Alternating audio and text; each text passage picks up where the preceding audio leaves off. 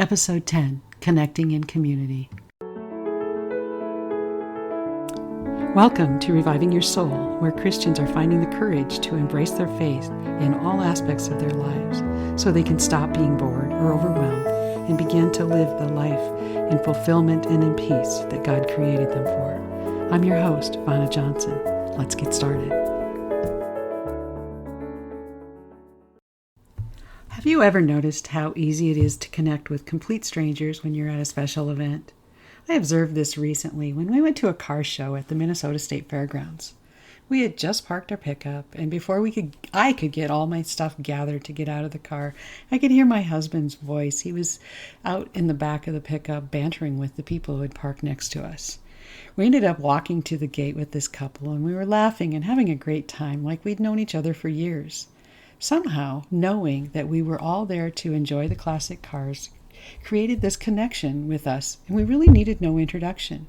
We didn't feel compelled to find out what political affiliation they were, what, if any, church they belonged to, or even if they liked the same kind of cars that we liked.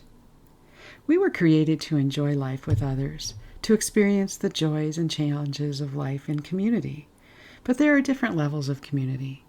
There are the people that we really connect with at a deep level, and then there are the people that we spend time with because we have to, but we really never ever connect with them.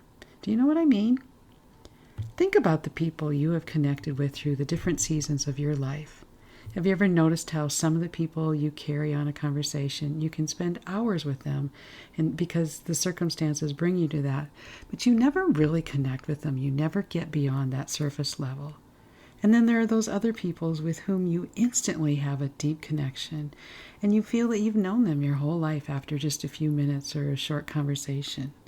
Of course, there are hundreds that fall between those two extremes, but the point is that there are all different kinds of connections or community in our life. Like the poem says, people come and go in our lives. Some stay for a reason, some stay for a season, and others stay for a lifetime. We either love and enjoy them or tolerate them as appropriate during the time that they are together. But what if, instead of just tolerating those we don't connect with instantly, we searched for and found that thing that connects us to them so we can enjoy the time that we spend with them? Even if they have different beliefs or likes, or if they have different styles than we do, what if we took the time to discover that they love old cars too? Or maybe we find out that their favorite food is rancher's tips from the spur. Or maybe they love the same kind of music that you do. It could change everything, couldn't it? So why don't we do that? Why don't we keep asking the questions that we need to ask to find that one thing that connects us with them? Is it because we've prejudged them and based on the way they look? Maybe it's their accent, or the car that they drive, or the clothes that they're wearing. Like it or not, many times it's exactly those surface things that we don't get past and we never really get to know someone. I remember years ago there was this girl that I didn't like. I would visit with her when I had to, but I didn't go out of my way to generate a conversation or to be nice to her because she had done something to somebody I knew. Then I decided that I didn't like her. Honestly, I don't even remember what it was she supposedly did back then. But I know that every time that we were together, I was very guarded, and I knew that she was never going to be a friend of mine. But then, as he often does, God showed me a different version of that person. She started hanging out with the group that I was hanging out with, and I was kind of forced to spend more time with her. Then we ended up at the same college, and somehow we started spending more and more time together and started getting closer and closer. The next thing I knew, we were sharing an apartment together, and to be honest, we kind of became best friends. To this day, I consider her to be one of the nicest, kindest people that I know, and I honestly thank God for her every time I think of her. You see, she introduced me to my husband and literally changed my life. And to think I might never have had the opportunity had I listened to that negative clatter in my mind. It really makes me sad to think of. One thing I learned in recent years that it's okay to be selective in what circles to hang out in.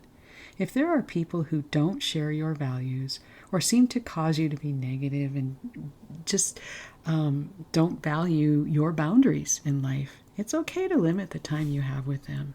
In fact, you should probably really seek out the people who are encouraging and supportive to spend your time with. They don't have to be just like you. They don't even have to believe in everything you believe in, but they should not weigh you down or hold you back from being your best you.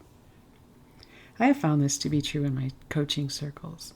I love how this group of people who come together to learn a trade is building community. We all have different backgrounds. We all come from different, not only parts of country, but different countries. We have different areas of expertise. We have different philosophies about life. But we all know that we have a common cause and we can encourage and support one another, and that we really have more similarities than differences. We also know that we all can be authentically ourselves, and we don't have to hide our insecurities, our doubts, or our fears. When you think about it, that's really how all communities should be, isn't it?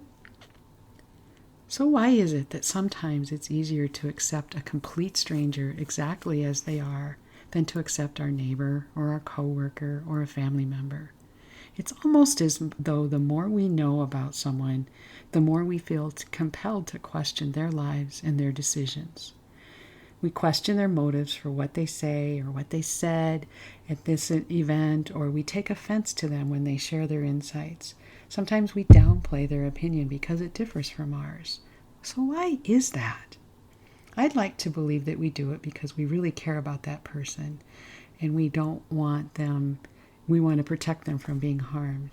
But I kind of have to wonder if maybe it's more than that. And maybe it's because of our tendency to compare ourselves with them. When we do that, sometimes we get really, when we do that comparison thing, we get envious, we get jealous.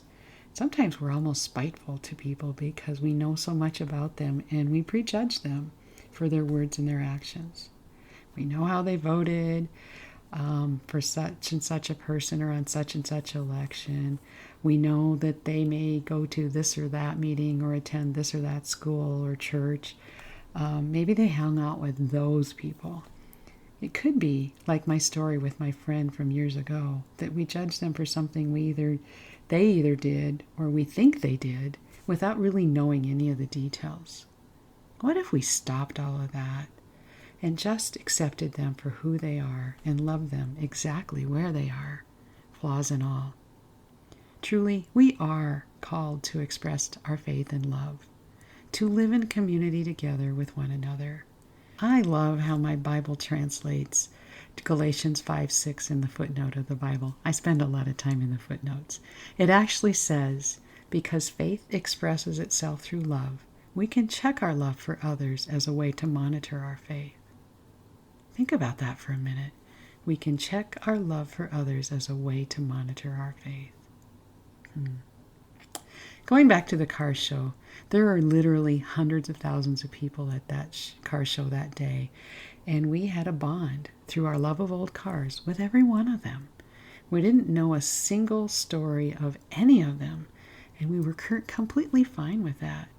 If we could find a way at a car show to connect with people and completely overlook any flaws that those people may have, shouldn't we be able to find something to connect with in the people that God places in our day-to-day lives? Think about that. Hey, I want to thank you for joining me today. I really hope that you will spend time this week trying to connect with the people in your community. Spend time with those people that you love. Get to know those people that you don't know very well. Find something in common with those people and really learn to love and enjoy them. If you like what you heard today, if you know of somebody that could benefit from this podcast, share it with them. Say, hey, I heard something I think you might enjoy. If you like these podcasts, why don't you subscribe? And that way you'll make sure you get every week's episode. I really appreciate you stopping by, and I hope you have an amazing week. God bless.